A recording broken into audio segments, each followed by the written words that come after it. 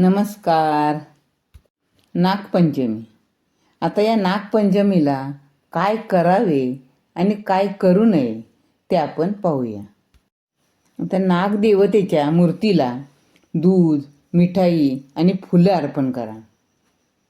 नागपंचमी मंत्राचा जप करा.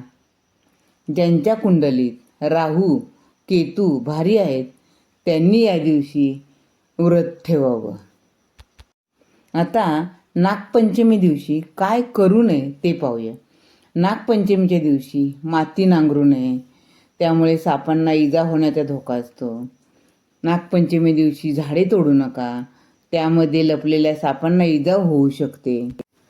शिवणकामाच्या संबंधित कोणतंही काम करू नका, कारण ते अशुभ मानलं जातं.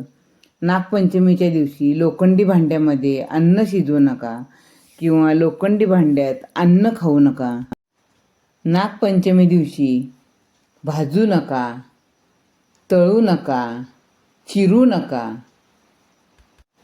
अशा ह्या काही गोष्टी आपल्याला नागपंचमी दिवशी कटाक्षाने पाळायच्या आहेत. धन्यवाद.